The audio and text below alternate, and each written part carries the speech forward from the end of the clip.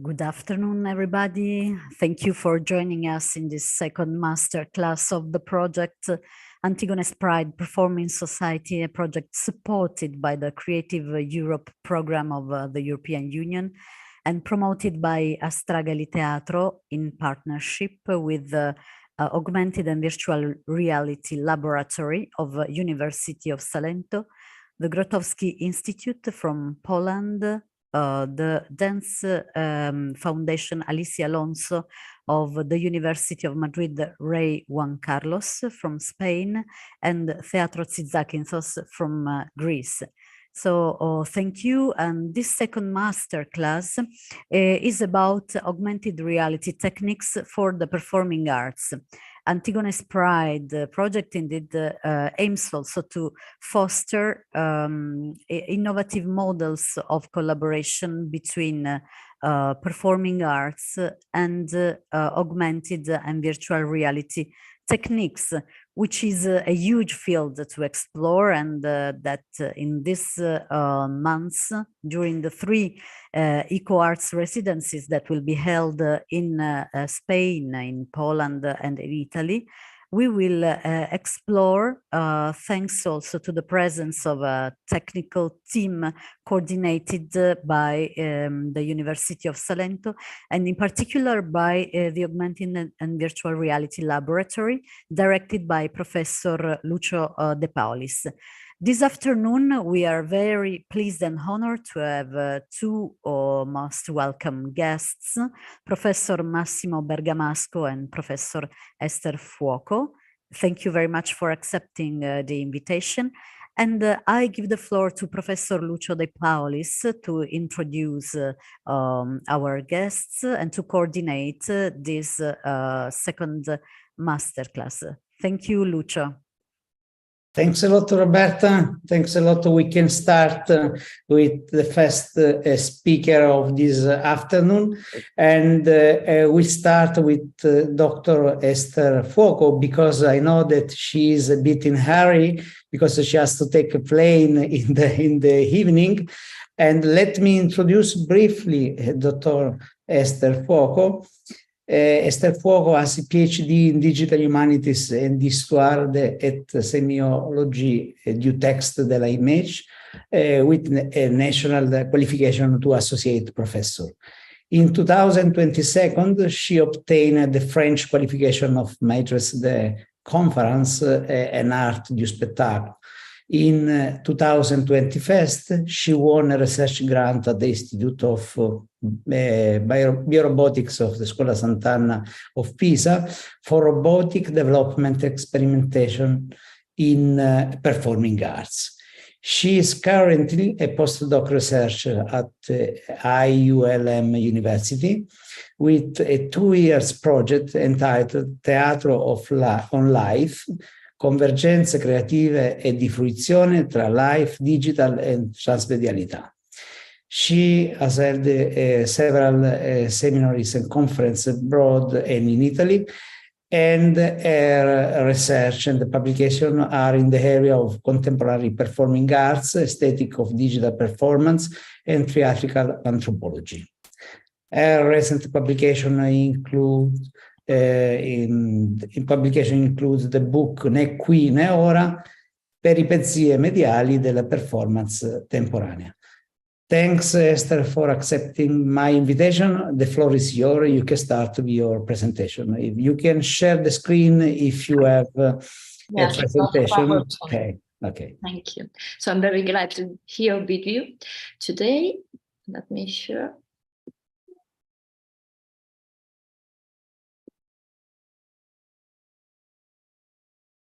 You could see it?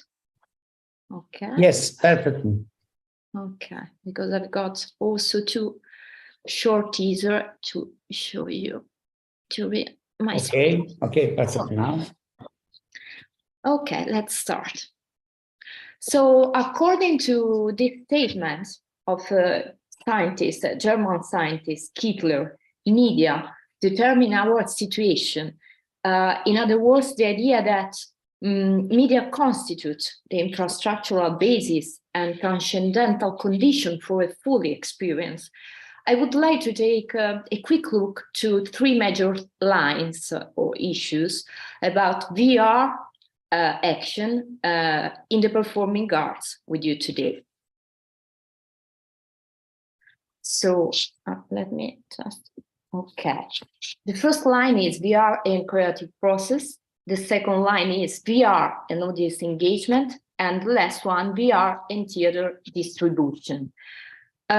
First of all, what I want to emphasize is that theater itself has always been a virtual reality, as you know, where actors in an imaginary conspiracy with the audiences to conjure a belief, otherwise known as suspension of disbelief.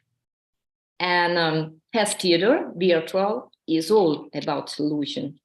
It's about computer graphic in the theater of mind.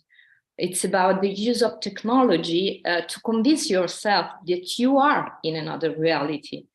And virtual reality is where the computer disappears somehow and you become the ghost in a machine. It's when the computer withdraws or retreats behind the scenes and becomes invisible.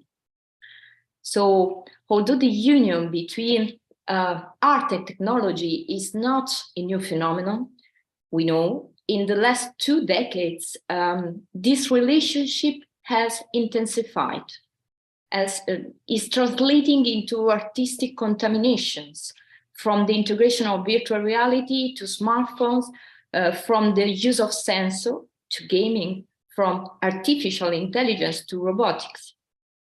Therefore, I think that a process of technological and theatrical decentralization has gradually emerged, and it is leading to the approach of new spectator targets and the formation of new audiences, of connected communities. The hybrid and transmedia nature acquired by the performing arts has contributed to enhancing the existing cultural and territorial heritage, and has triggered new forms and new modes, a global fruition, a new term, of the performing arts and technological democratization of art. Sorry? And also a democratization of the body. So virtual reality theater revolutionizes the concept not only of extended space and time, but also of performative corporeity.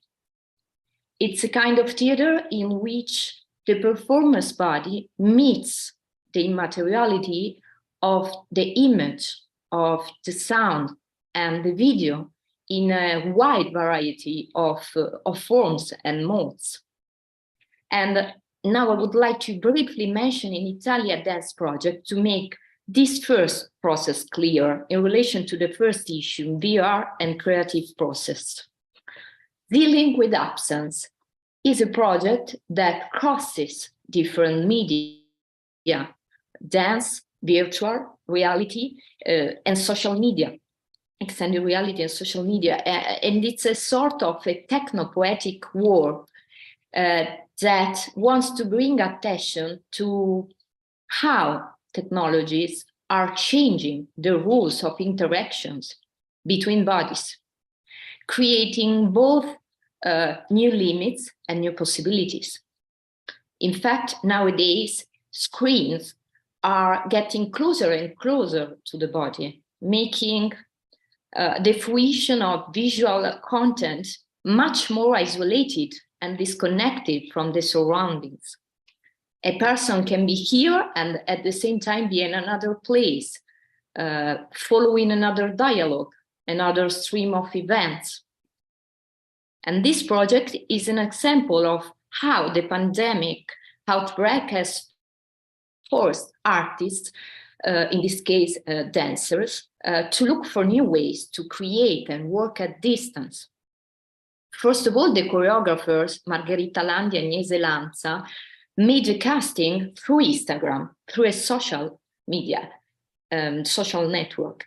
And after choosing the 3 dancers they started the choreographic delivery by sending a VR headset containing the movement materials. One headset remained in the possession of a dancer for almost 15 days and then passed to the other dancers.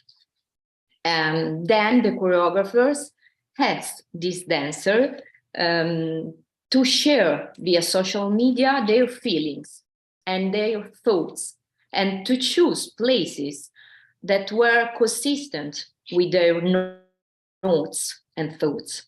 So performers were invited to record themselves while they dance, following the images shown through the headset. And this is how they create a sort of dance film without ever meeting each other. And now I will show you just a short teaser, because it's a sort of experience that I cannot show through a screen. It's an experience to live. But I show you this short teaser about what the dancers have seen in the screens.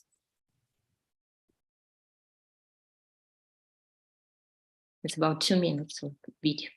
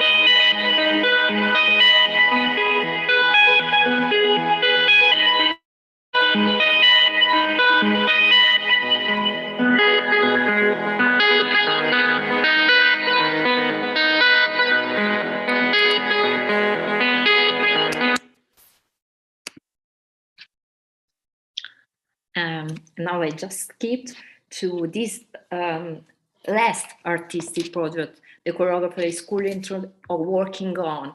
No Avatars, Land is Cube is a project working in progress in Amsterdam. And this is the first step towards the search for a 3D notation system for movement. So she keeps on this kind of research. Okay, so let's move on to the other two issues, VR and audience engagement and VR and distribution. First of all, I would like to mention this theatrical example that is still a work in progress, and it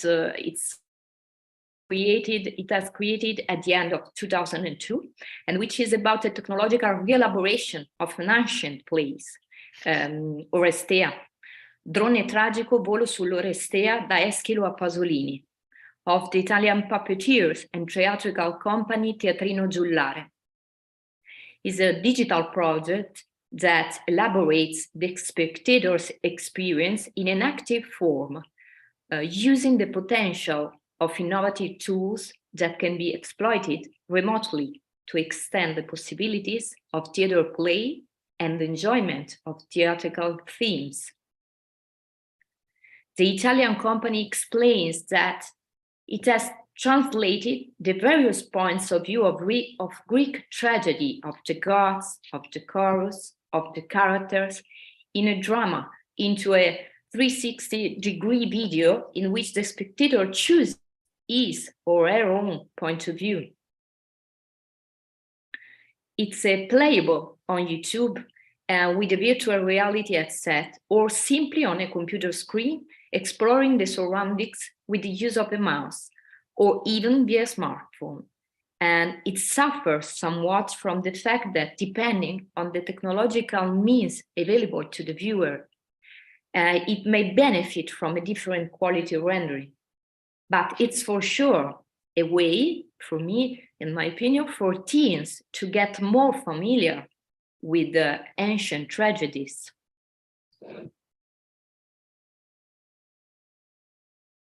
And the last example is the live interactive performance by the well-known Royal Shakespeare Company, Dream, inspired by Shakespeare A Midsummer Night Dream.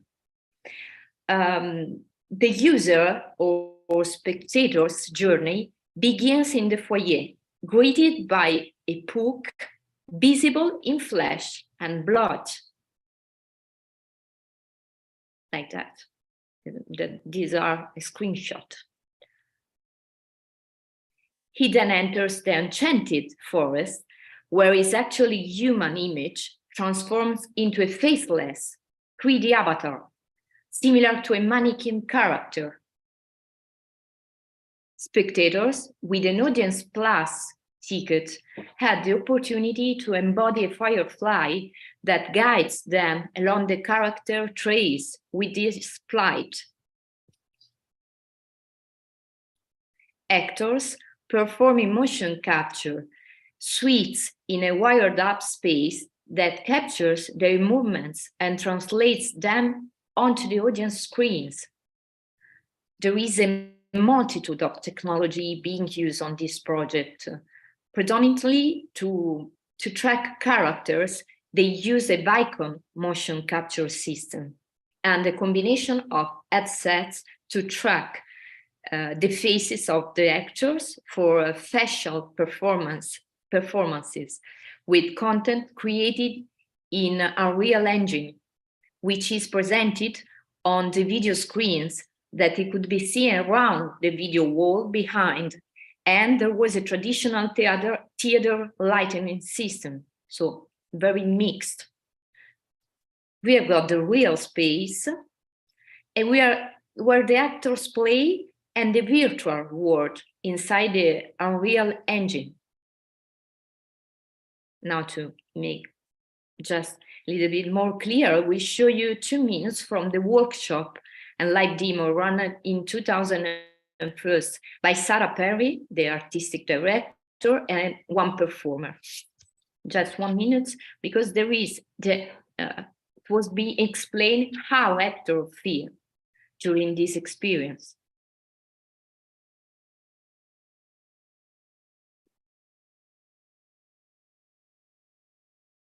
let me just choose. We skip the market, okay?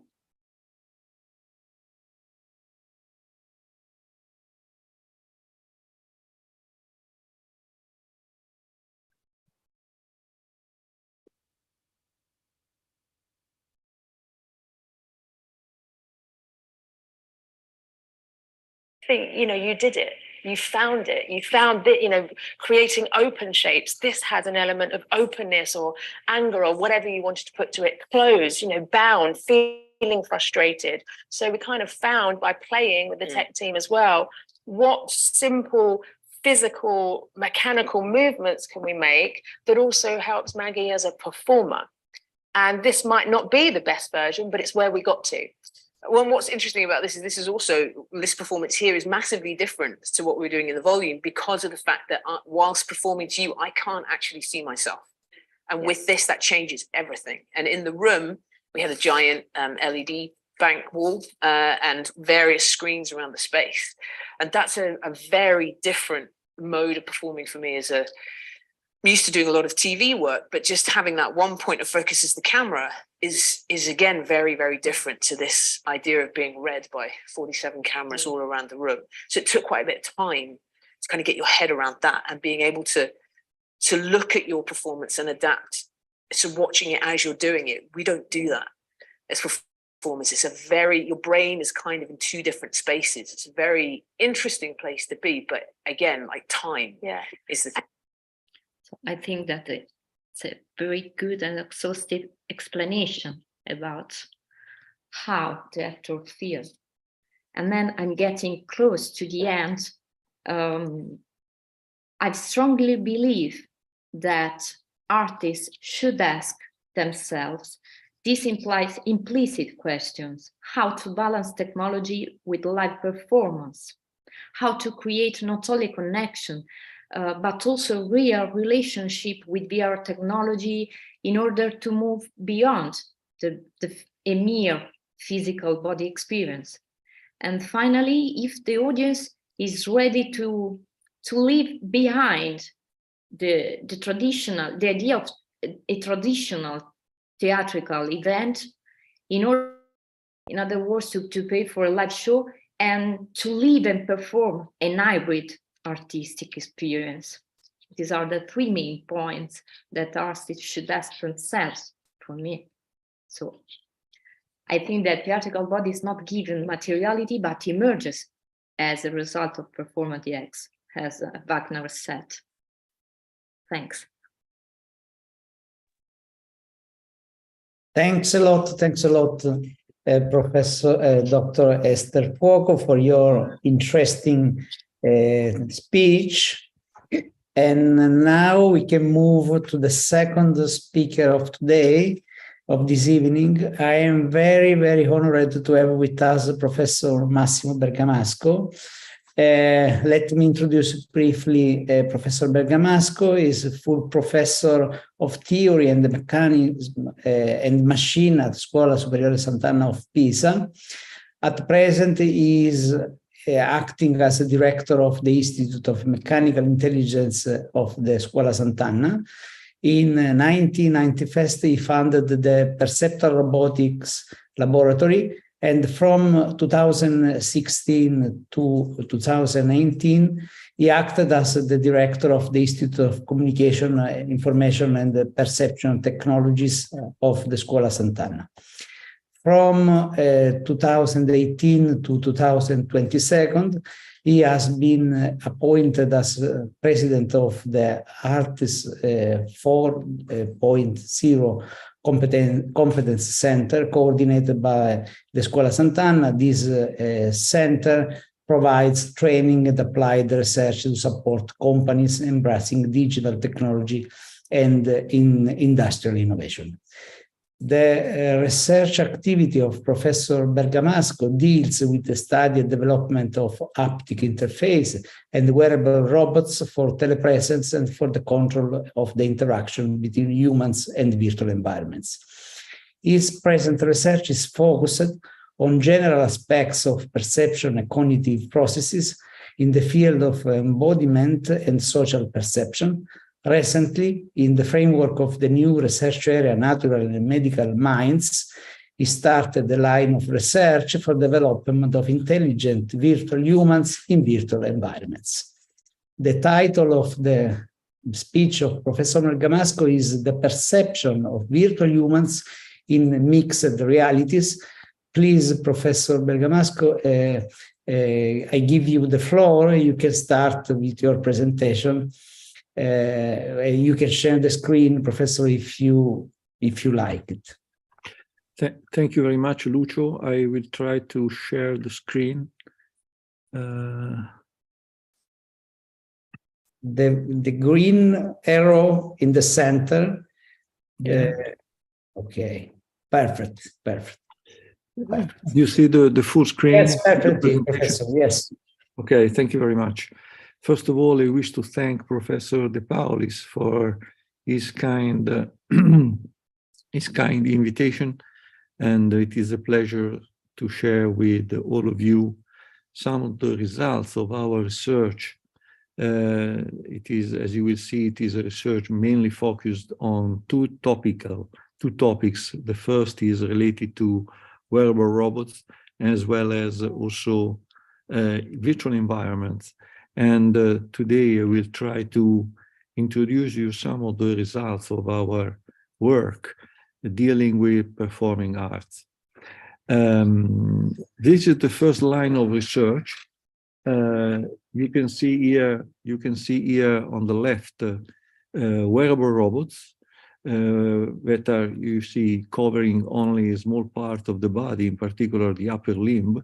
These are used for robotics exoskeletons used for neurorehabilitation of the upper limb.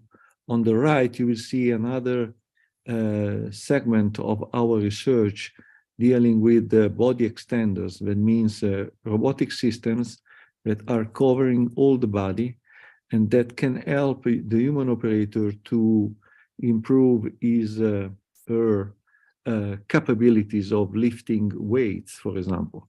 And this is something that is finding today, this is technology that today is well utilized in a lot of industrial applications. A second line of research deals with the development of virtual environments.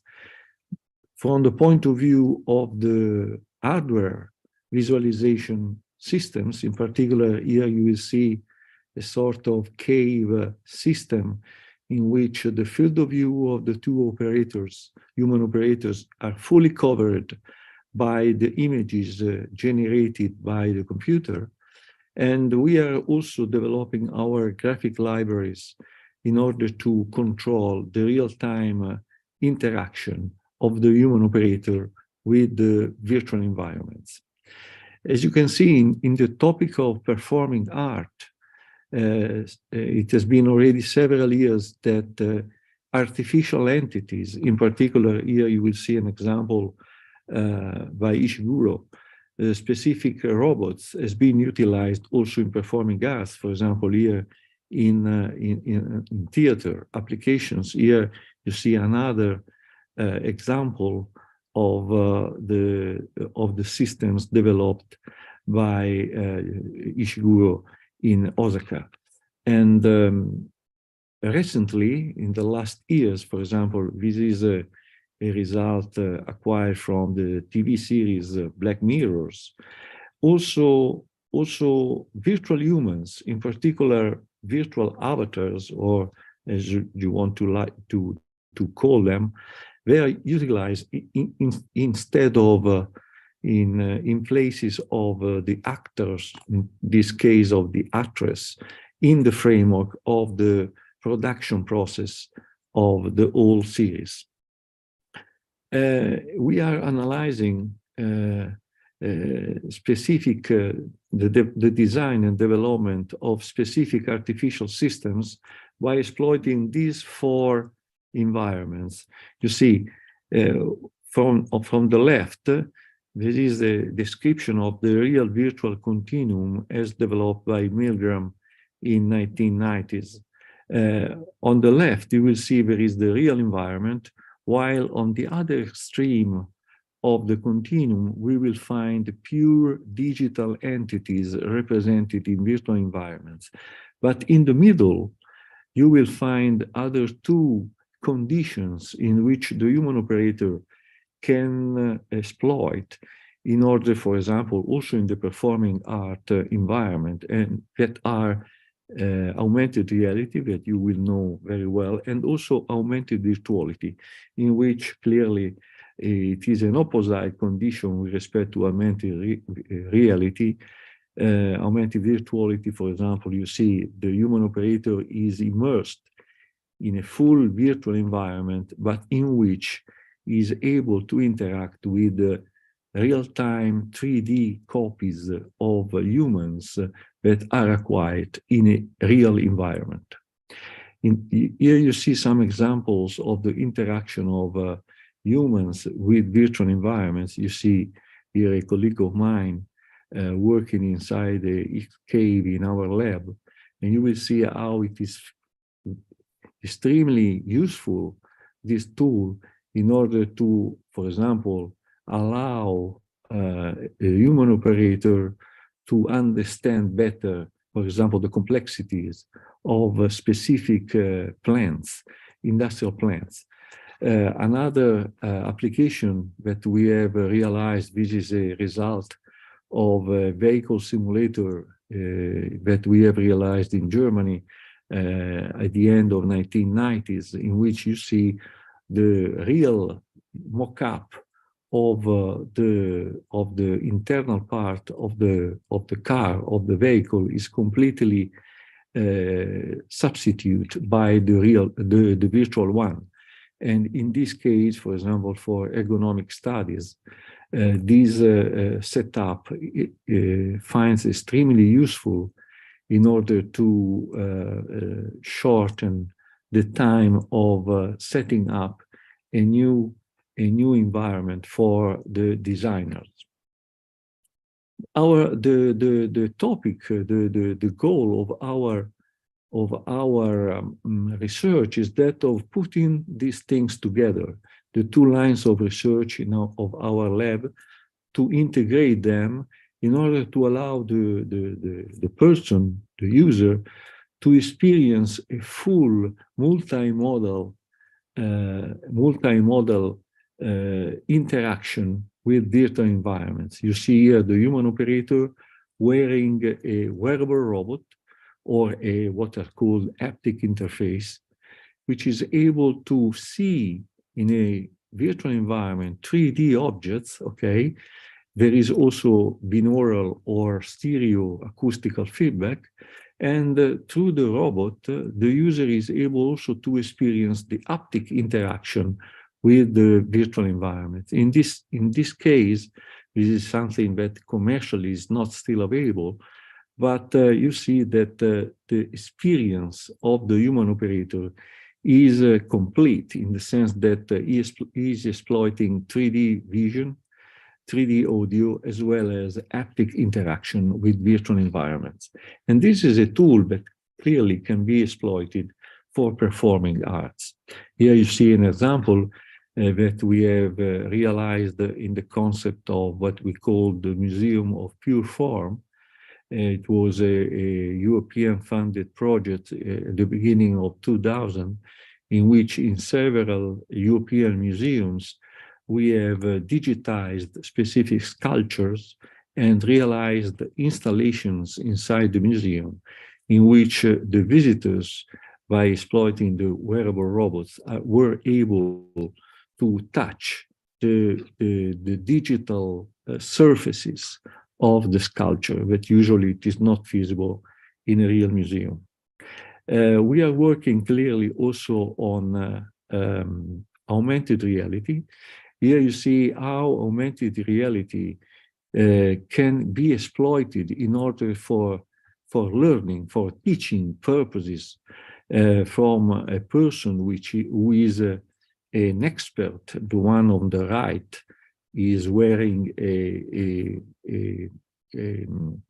head-mounted display, and he is able to show to the non-expert person this girl on the left to how to proceed in order to assemble a specific task with these Lego objects. You see that the non-expert is able to follow the procedure, which is a procedural assembly operation, by following the hands of the expert that are replicated in real time on the screen in front of her.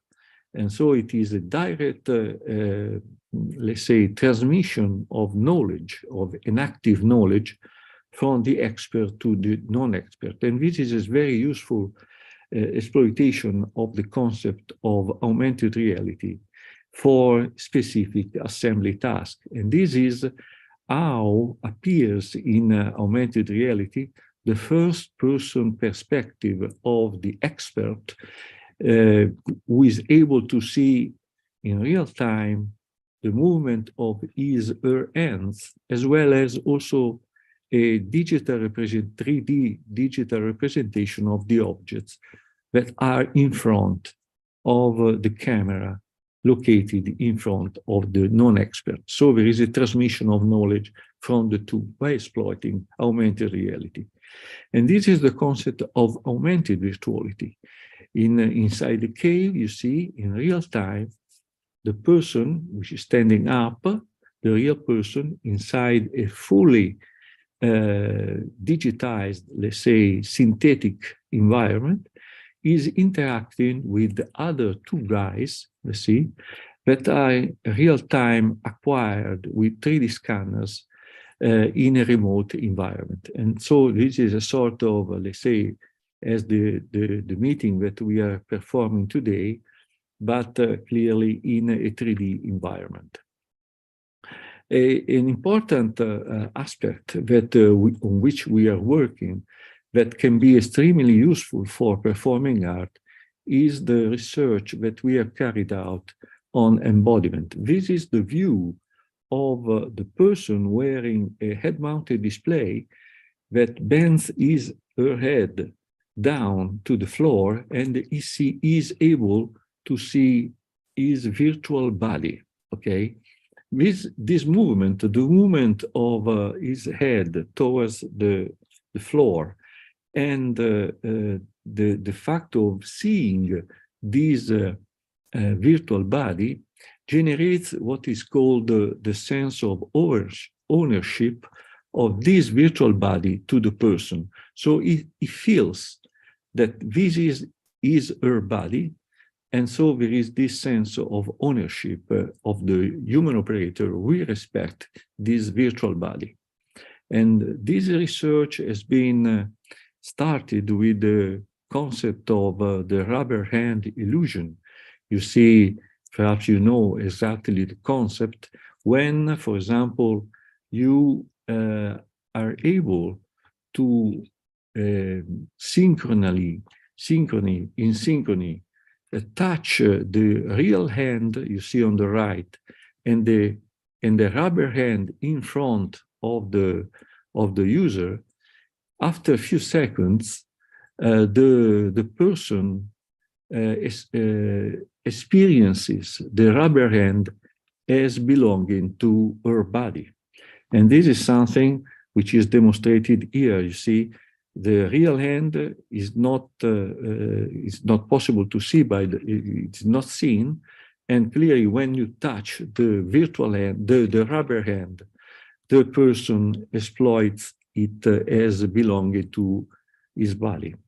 And it has been demonstrated, for example, in the laboratory by Harry Kerson in Karolinska in Sweden, that it is possible to set up experiments in which you can demonstrate that a person has three, for example, hands, like here, or we have demonstrated that the same concept of the ownership of the rubber hand can be also translated in virtual environments with the concept of the virtual hand. So you feel that the virtual hand belongs to your body as the rubber hand belongs to the body in the rubber hand illusion experiment.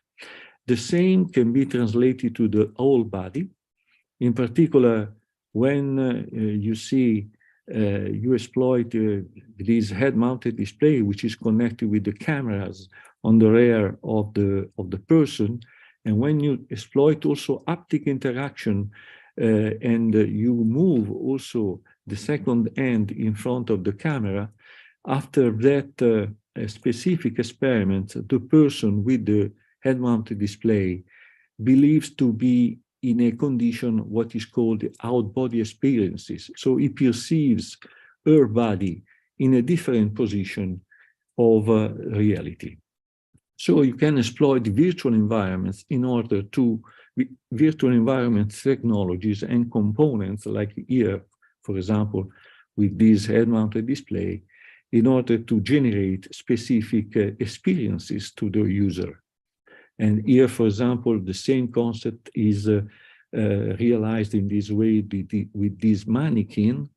The person bending his head downward is able to perceive his body as that of the mannequin.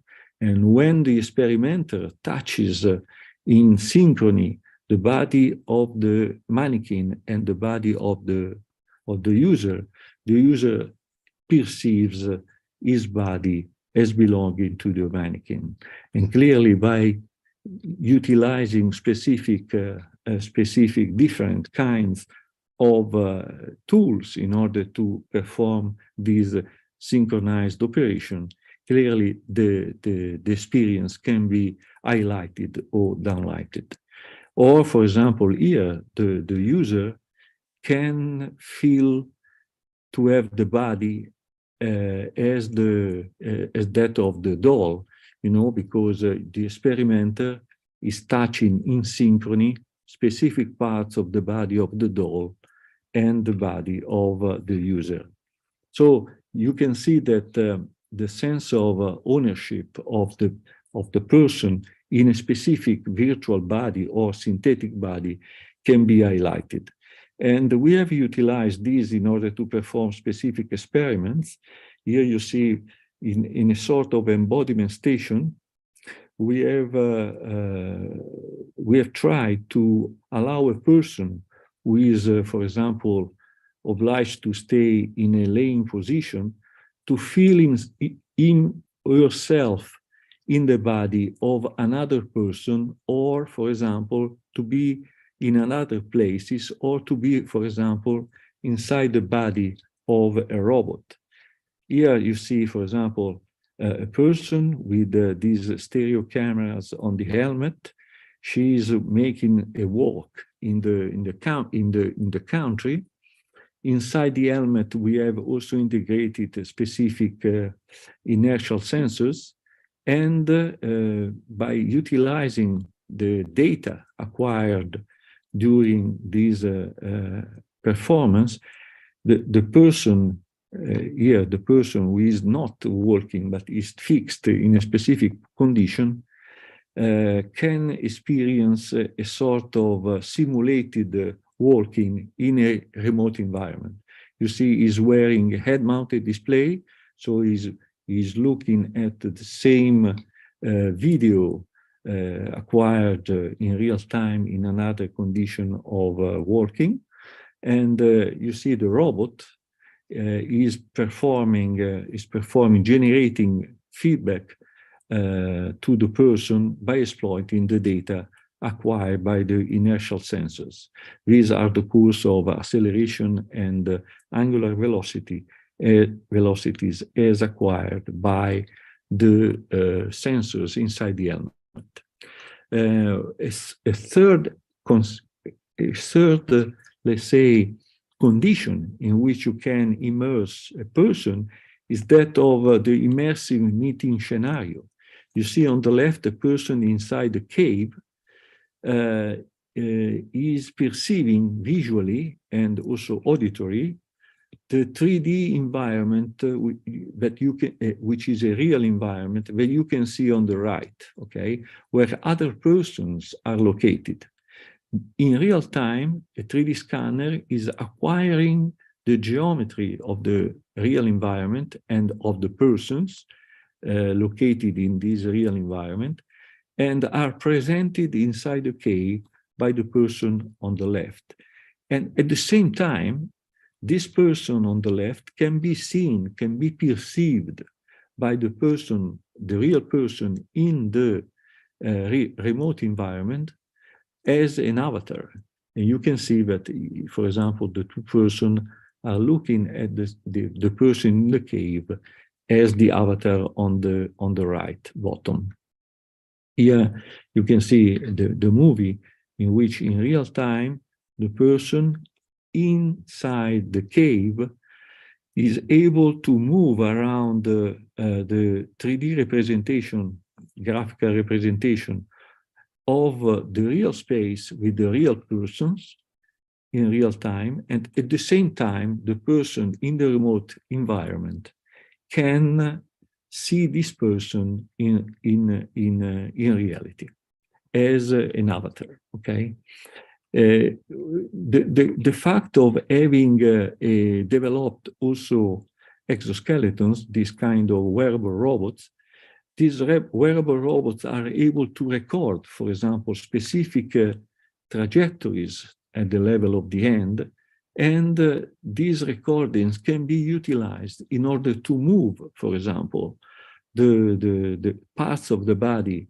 of the user with the exact movements that has been imparted by the operator.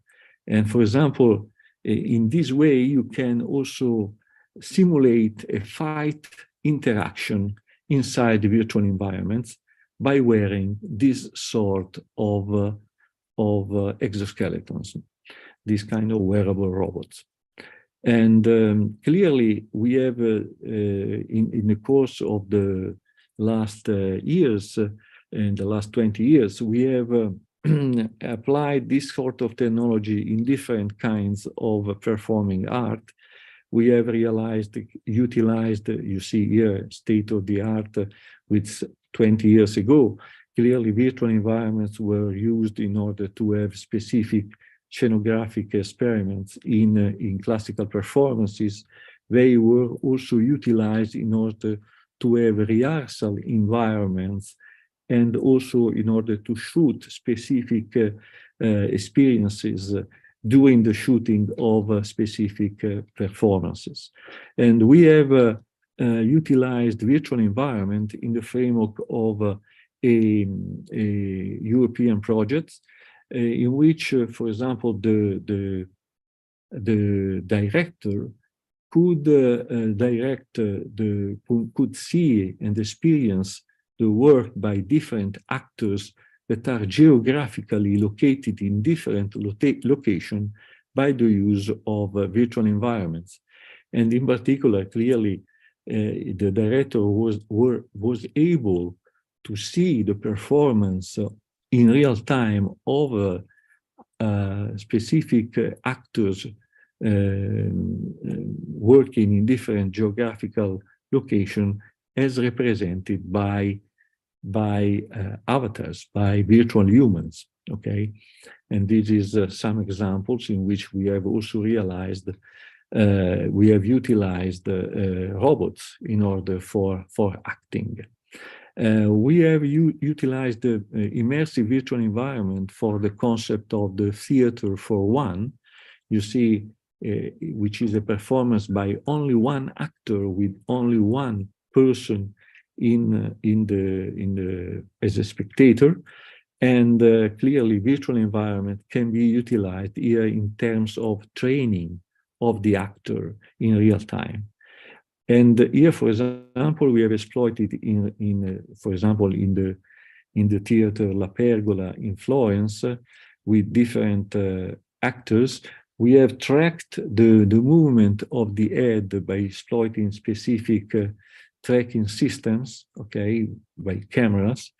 We have tracked, you see on the right, the trajectories of the head of the two actors working, you see here on the stage with the same musical sound track in background, they were performing specific acting conditions, and clearly we have correlated the relative positions of the head with the degrees of acceptance by, you see, the public that were filling specific questionnaires. And so we made a statistical correlation between the way in which the two actors were acting close to another and the degree of acceptance by the public. Clearly, we made also specific, always in the Teatro La Pergola in Florence, we made specific tracking sessions for actors in different years. Here you see some examples of the performance by specific training sessions of the actors. And one of the important aspects to me is the development of virtual humans, in which clearly in the future we will have the presence, we have to deal with the presence of virtual humans in every aspect of our life. You see an example of virtual humans which aesthetical appearance is very similar, very close to that of humans in virtual environments, clearly. And there is a research in our lab trying to develop specific architecture, cognitive architecture, for allowing the virtual humans to act autonomously in specific condition during the interaction with the human operator. In particular, clearly this has been possible, it's been rendered possible by the introduction of specific algorithms of machine learning and as well as deep learning. All these families of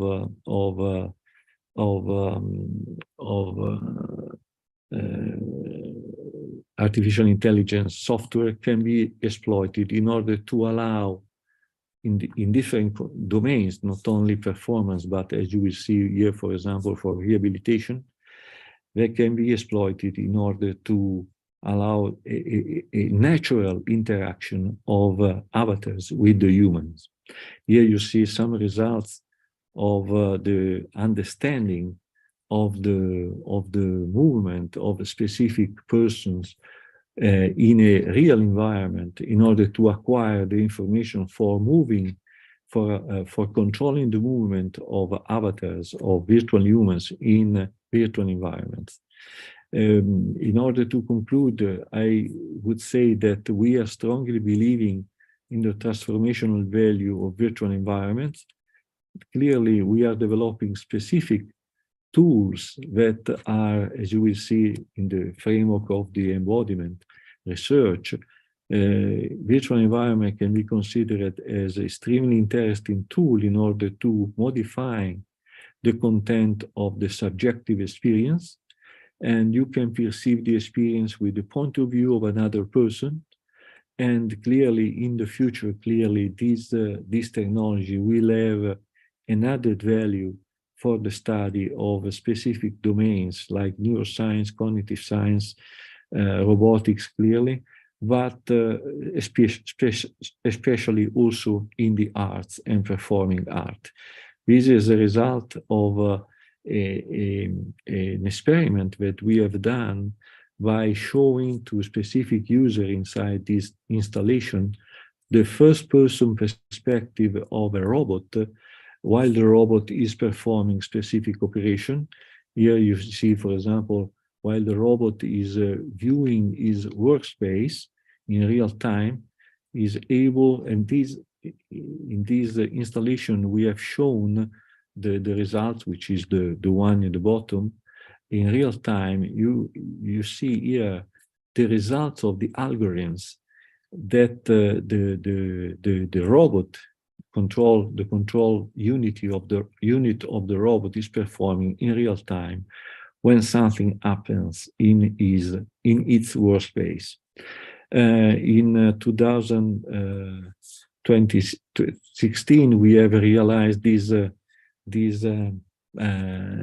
let's say, event, which is called Understanding the Other, because we believe that these technologies can be extremely useful in order to allow a person to know each other, to know the other, and in particular to understand the other person in the future.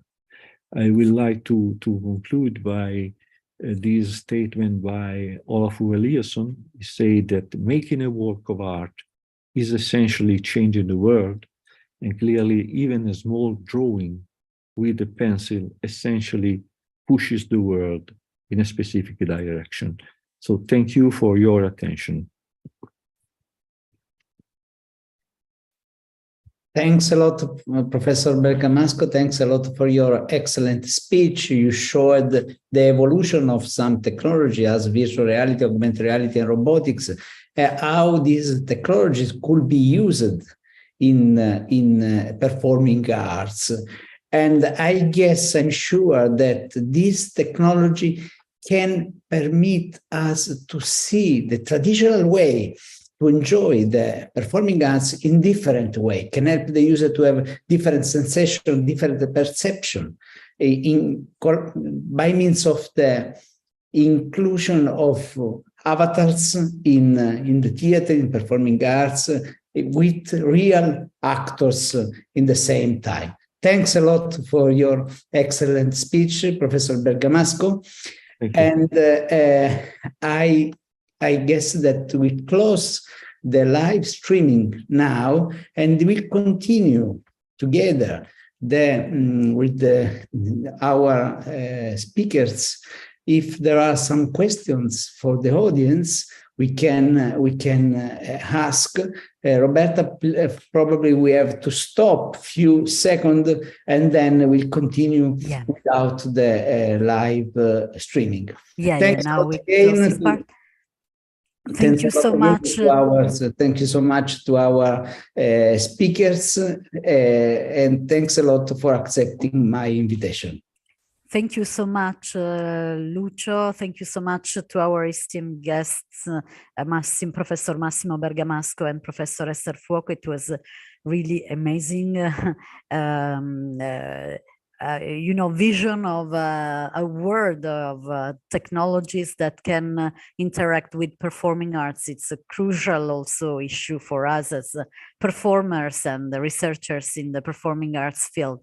So thank you very much. And now we close this first live streaming part to skip to the second part for the Zoom participants. If you want further information on the project Antigone's Pride, please look at the website antigonespride.eu.